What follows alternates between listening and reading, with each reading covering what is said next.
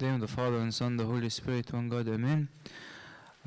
We will continue the study of the First Thessalonians. As you guys know, Thessalonians is a persecuted church, a church that's suffering. This is the first letter in the Bible, in the New Testament period. We saw, as Paul is writing his first two chapters, what he's trying to do, number one, encourage the Thessalonians. He's also reminding them of the second coming, because they are a persecuted church. He's also reminding them of his love to them, because he only stayed with them for 3 months.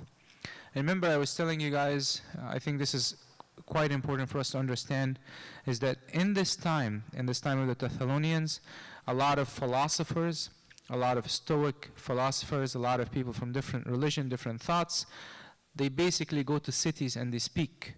So those people actually listen to quite a lot of people. They don't only listen to just Paul, and he's the only one who's preaching. There's a lot of preaching out there. There's a lot of different thoughts out there.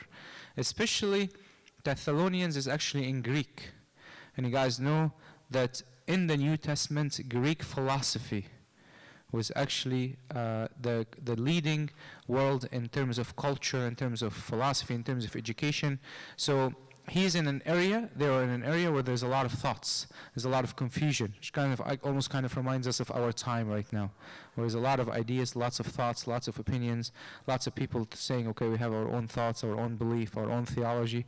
So here, he's talking to people, and he's really confirming his love to them as a shepherd, because it's very important for him to do this in an area where there's a lot of different views. And last time we talked about one of the driving forces for service is actually to love people, because if you don't love people, you won't be able to connect with them.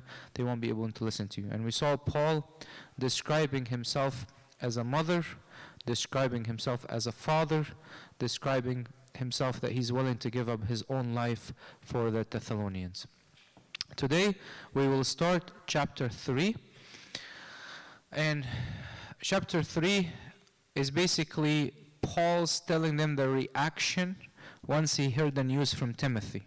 So Paul was really frustrated because he tried to go many times to Thessalonians, and as he said in the last chapter, and Satan hindered them. And last time we talked about that verse, which Satan we're talking about.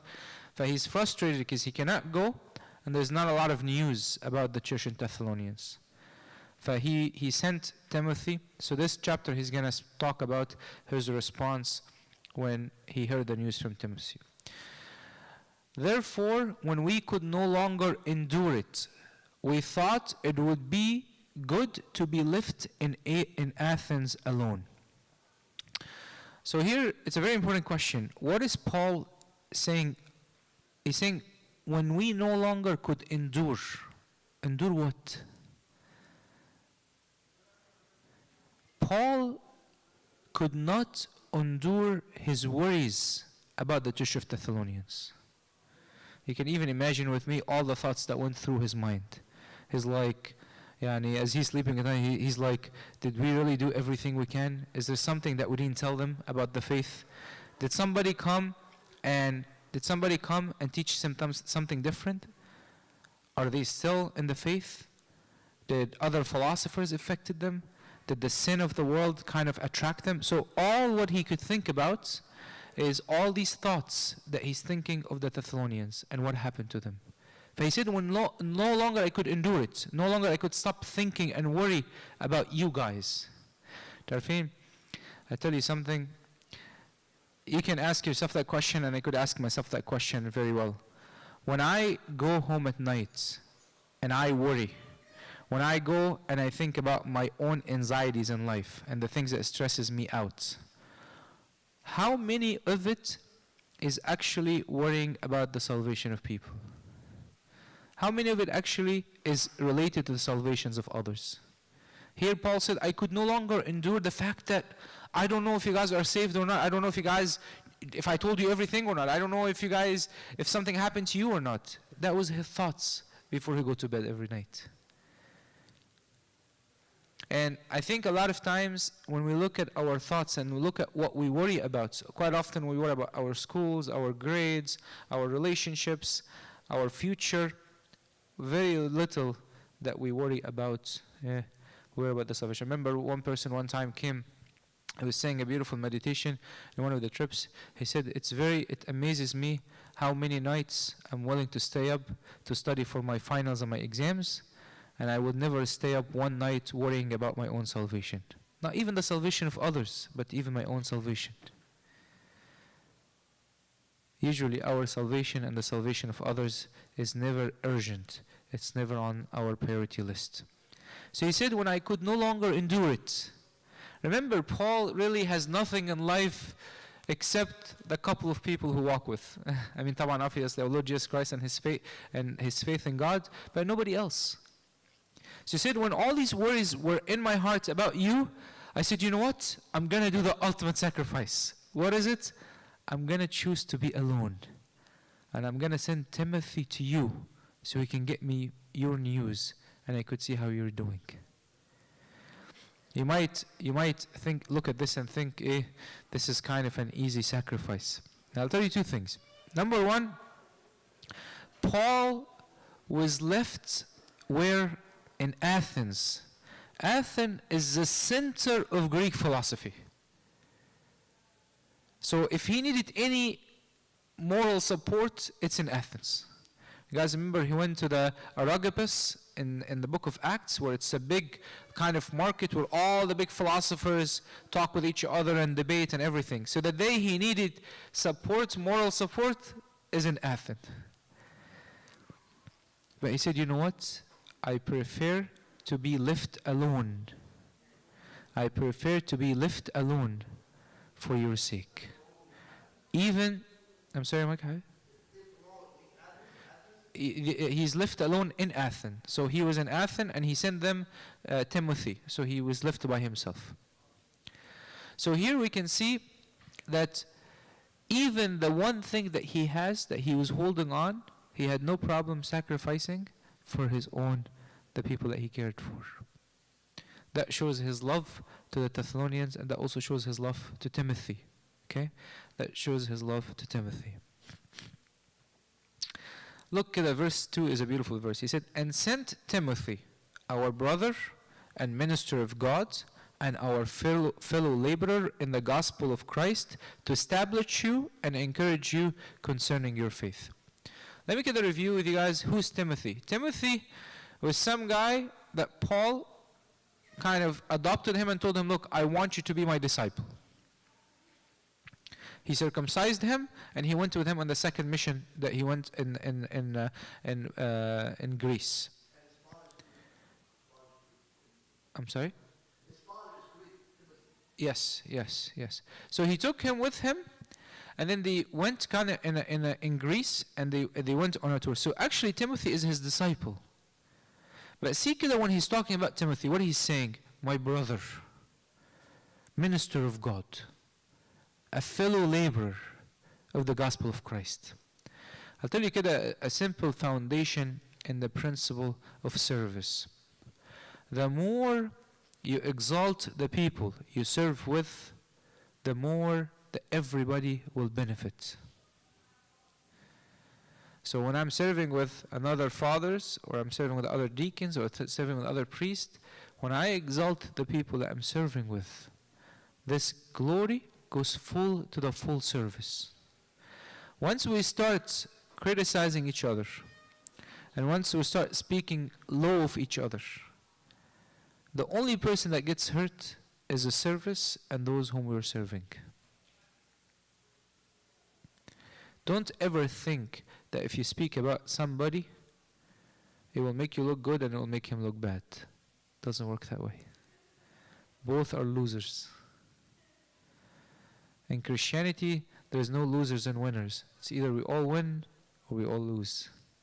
So here, Paul is telling them, I'm not sending you anybody. I'm sending you the best I got. My brother, the person that serves with me. So when Timothy goes to the church of Thessalonians, people are like, Timothy's here. It's so great to have you. You are the one that serves with Paul. Imagine St. Paul said, I'm going to send you my disciple, just get some news and tell me what's happening. They're going to treat Timothy as what? A secretary. But here, he lifted up Timothy. So then what happened?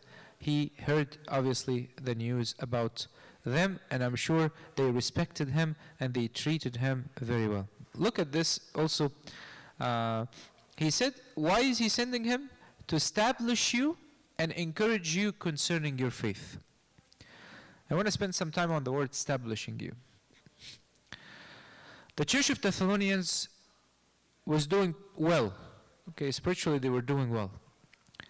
A lot of times in our life, once we come a lot to church, what's going to happen typically is you're going to start hearing a lot of repetitive thoughts and repetitive ideas and repetitive sermons. It's very common. And a lot of times be like, there's nothing new. Oh, look, I'm going to church, I don't hear anything new. But these knowledge that you keep hearing, they actually establish you. Once people drift away from church, believe it or not, their thought process change. And the way they think about things change. Why? Because they have not been established.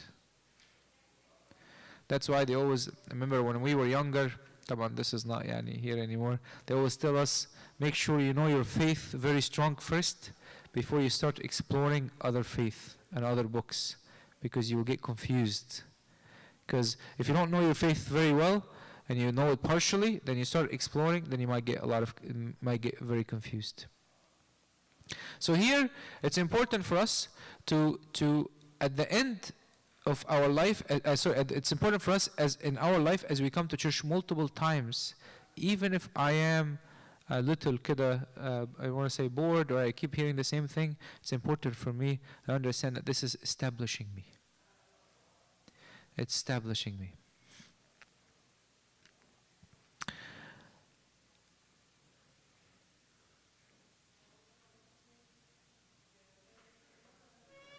Verse 3, it said that no one should be shaken by these affliction.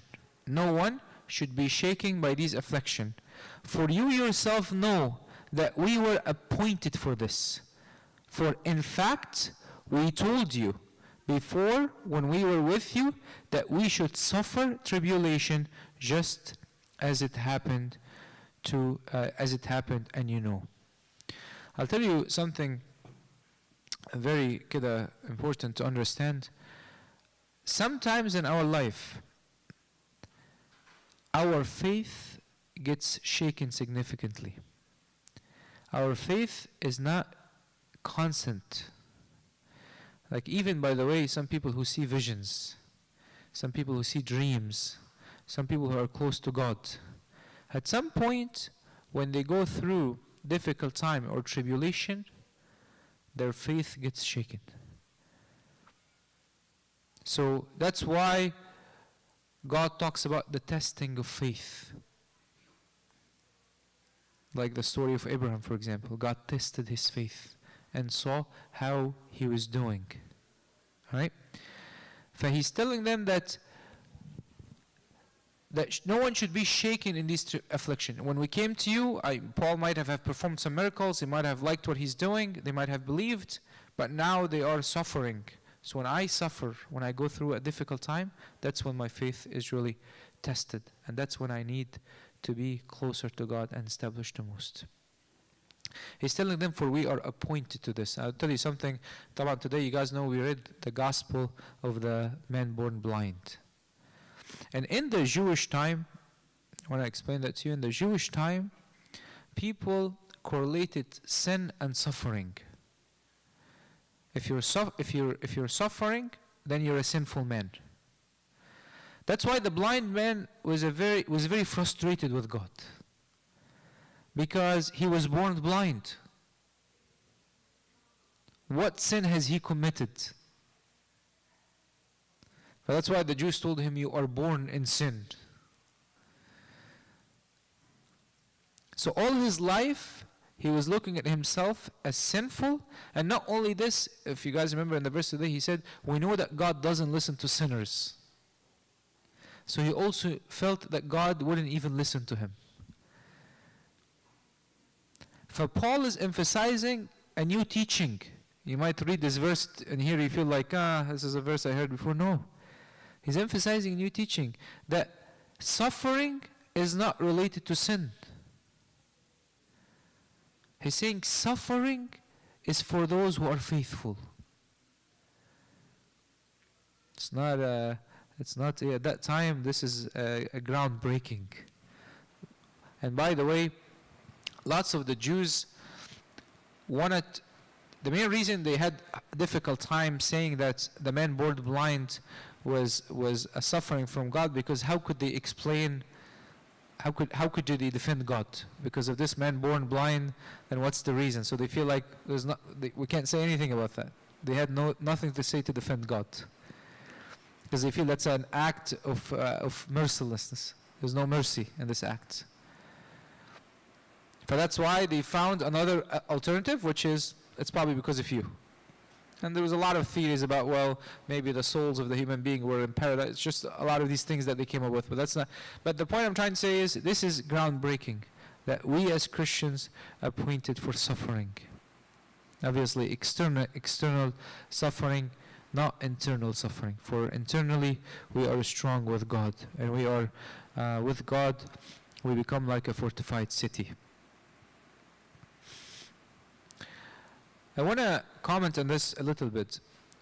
Notice here that loving them does not mean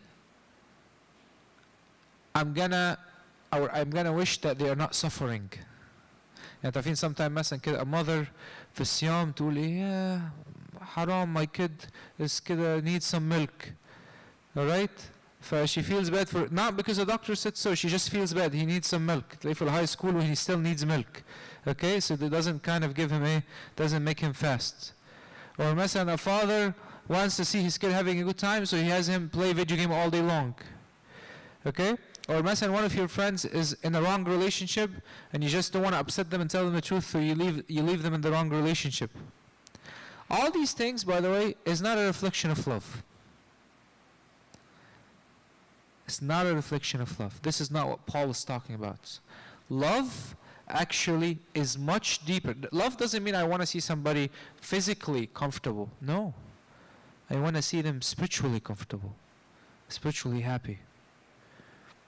So here you will see his love, actually, he is talking about seeing them walking the narrow gate of Christ. Seeing them growing with God. It's very easy for, by the way, people who truly love you, you'll be frustrated with them at some time. If everything you want they agree with you on and just don't want to correct you, then they don't love you. And look at this verse. I actually never paid attention to it until today. He said,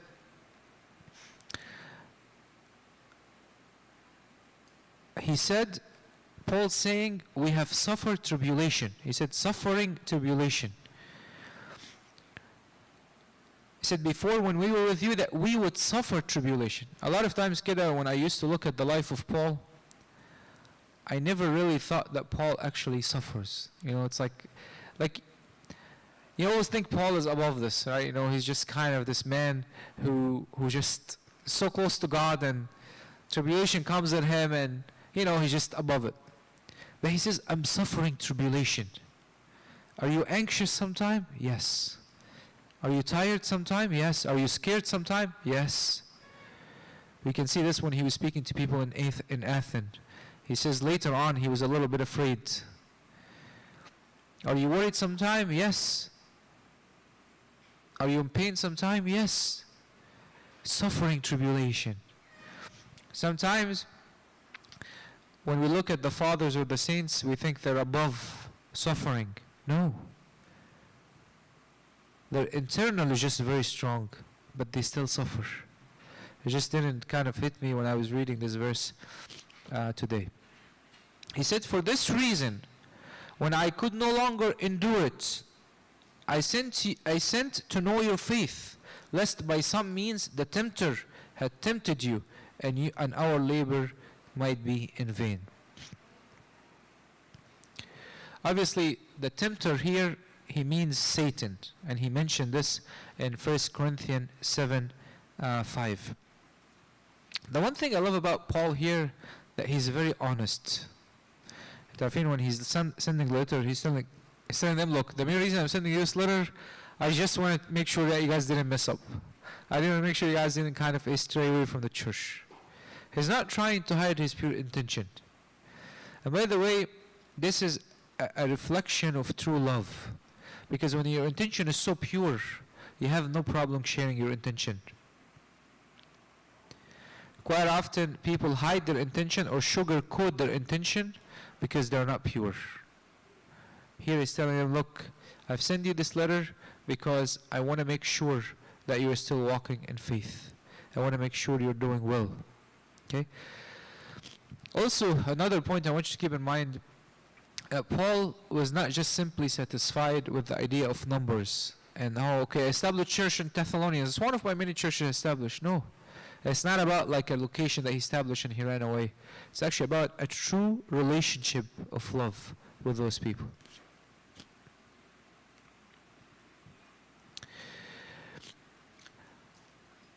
One other idea about this is that when we are serving, or even when we are in our spiritual life, it's important for us to know that every stage in our spiritual life there's different types of temptation and different types of struggle. And the church of Thessalonians was a new church, so it's very easy for them to be tempted by their faith.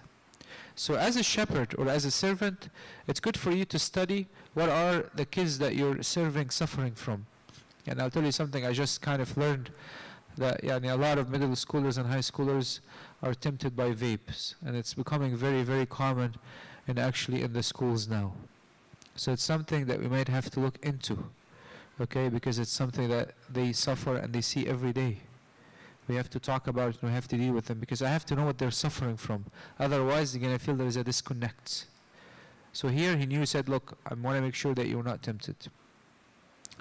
Verse 6, but now that Timothy has come to us from you and brought us good news of your faith and love, and that you always have good remembrance of us greatly, desiring to see us as we also to see you. Obviously, I'm going to spend some time here explaining the word good news. What's the word good news mean? Gospel. Okay? But does he mean here the gospel of Christ? No. He's saying here, we heard the good news, how well you guys are doing. That's the good news. But let me give you a little bit of background on what the word gospel means. In the time of ancient Christianity or antiquity, the word gospel actually was coming from the Romans. It's not from a Christian term. The word gospel was used whenever there's a news about Caesar. So they'd be like, we have great news. A little Caesar is born unto us. And therefore, we're going to charge you guys more taxes. That's usually the format. I'm not even joking. That's usually the format. There's good news, but then under it, there's always taxes. Okay? So what happens here, the word gospel is actually quite used. There's also another format where people use the word gospel, is if you're trying to say mention the biography of somebody, but you selectively want to focus on his moral aspects. Okay? So that's another context where the word gospel was used. So when the disciples were using the word gospel, it's something from their just typical culture. Okay? And nothing wrong with some of the things from the culture kind of we use to explain the word of God to other people. The word gospel started to kind of mean a literal, actual written document starting kind of from the 2nd century. The first person that we have seen talking about the gospel as a written document was a father of the 2nd century. His name is Justin Martyr. He's the first person that referred to the gospel as a written document. So, by the way, this is the only place in the New Testament that gospel does not refer to the news of our Lord Jesus Christ. Okay, it refers to the news that the Thessalonians are doing well. Okay, so this is kind of so if you read a different translation, you understand the context of the whole idea of the gospel. Okay? So he said, when I heard the news, the news came back to me, and I heard that you really want to see me and you still remember me as much as I remember you, I was so excited. See, remember I was telling you last week that loving people and loving the people you serve is actually a good driving force for service. Quite often, by the way, you believe it or not, we don't think too much about whether I love the kids I serve or not. I might love the idea of serving. Oh, they're so cute. Oh, that's a different story. But do I really love them? Is it manifested in my life? Is it manifested in my prayers? Is it manifested in my relationship with them? Or is it just like an idea that I like from outside? Therefore, brethren, in all our affliction and distress, we were comforted concerning you by your faith. It's like, yeah, once we heard this news, all my pain and suffering went away. When I was reading this, I was saying that doesn't sound like a shepherd and his people he's caring for. It seems like lovers, kind of, you know. Once I got a letter from you, I feel like really good. This is how much he truly loved them. Once I heard this message, I was so concerned about you that once I heard this message, and by the way, I'll tell you something. A lot of times our anxieties or our thoughts or our worries are increased when we're sitting idle, we're not doing anything. But Paul was really busy. Okay, he kept himself busy pretty well. So the fact that they were still on his heart, that really shows truly that he loved them. Also, there's another idea like I wanna focus on in this verse.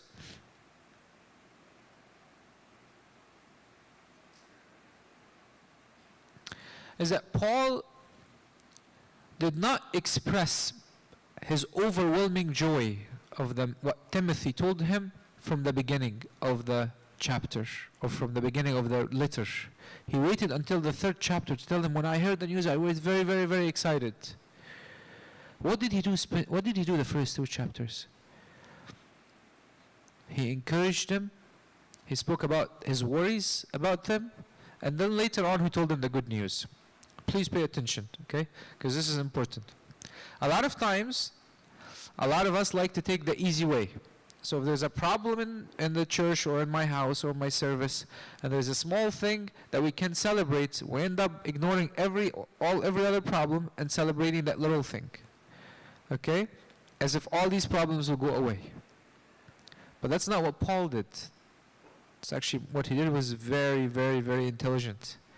He talked about the things, okay, that are important and might not really be pleasing yet. Okay? You're appointed for the suffering. Not really pleasing, okay? You are, you need to think about the second coming and the second heaven.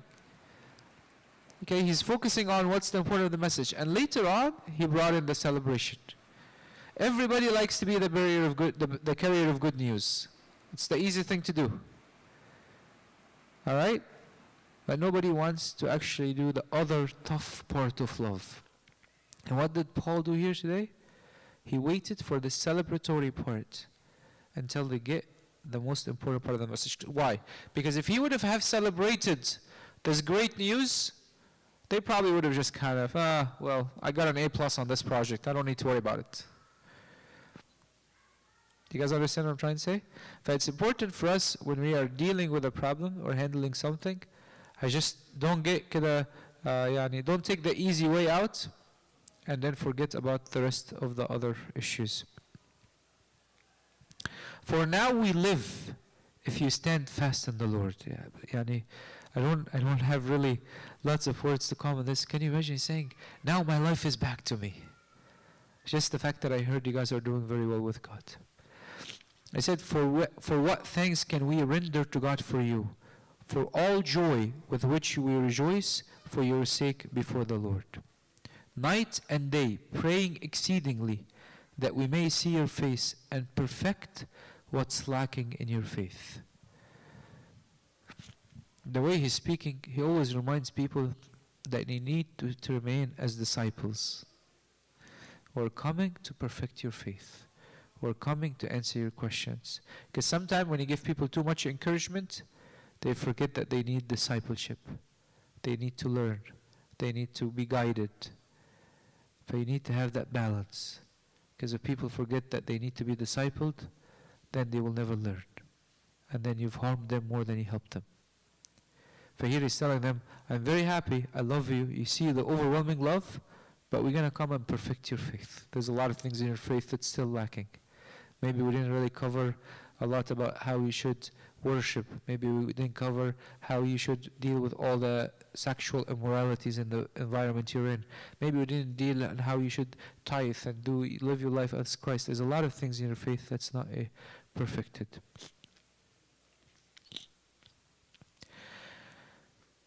Now may our God and Father himself and our Lord Jesus Christ direct our way to you. And may the Lord make you increase and abound in love to one another and to all, just as we do to you.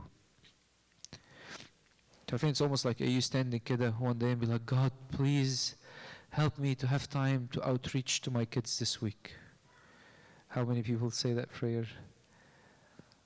Okay, that's what he's saying. He's saying, God, please help me to go back and see them. Help me to help me to go and see them face to face. And he's telling them, I'm praying that you guys can love others just the way I love you. I'm going to tell you an idea that I didn't understand until later on. When I used to read Paul's letter, I used to get a little frustrated because I feel like there's a little bit of ego in these words, okay? It's like saying, like me, like me, like me, like me. It kind of, gets kind of, after a while, I'll be like, come on.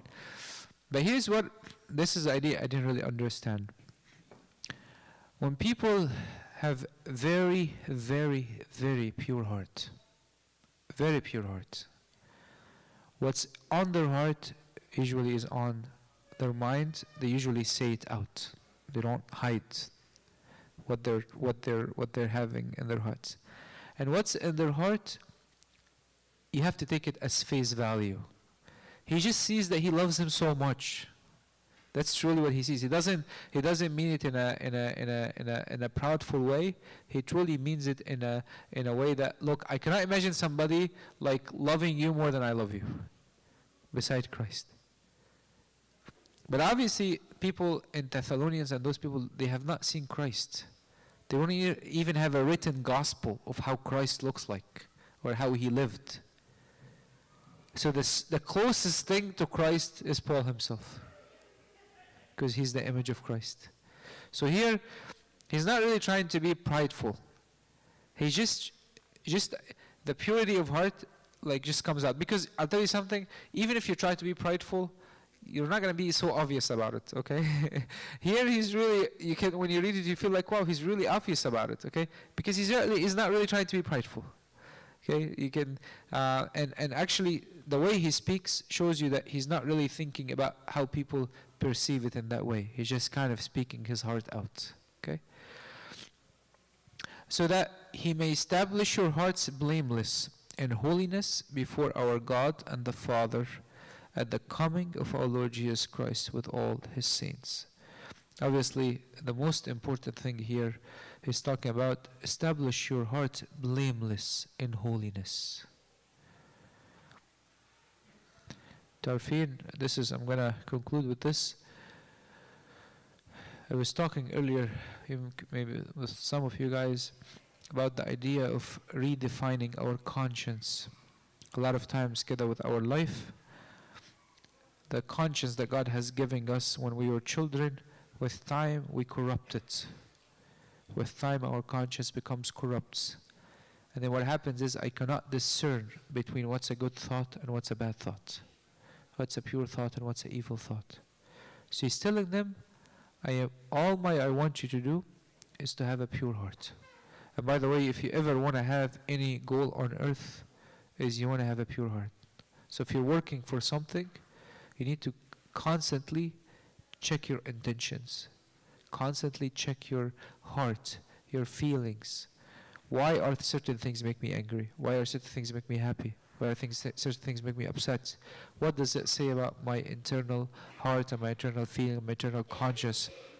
Why certain things stress me out? All these things are very important on how I reach a purity of heart.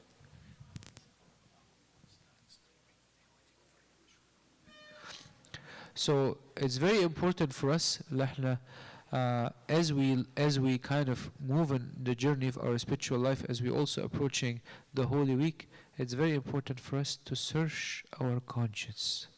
When I say search our conscience, answer the simple question: what are the things that used to not be okay and now it's okay?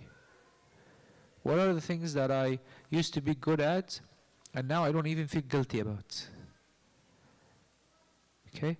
Maybe as a young child, you would never allow yourself to be upset with somebody for a long time. Now it became okay. Maybe as a young child, you'll never miss your fast or miss your night prayer. Now it's okay. So what are the things that I have stopped or I have become numb to? Because these are the things that reflect where is the areas of my conscience that's dead. May God give us a pure conscience, a pure heart, and may God truly make us love each other like God loved us and like our fathers loved us. And glory be to God forever and ever. Amen.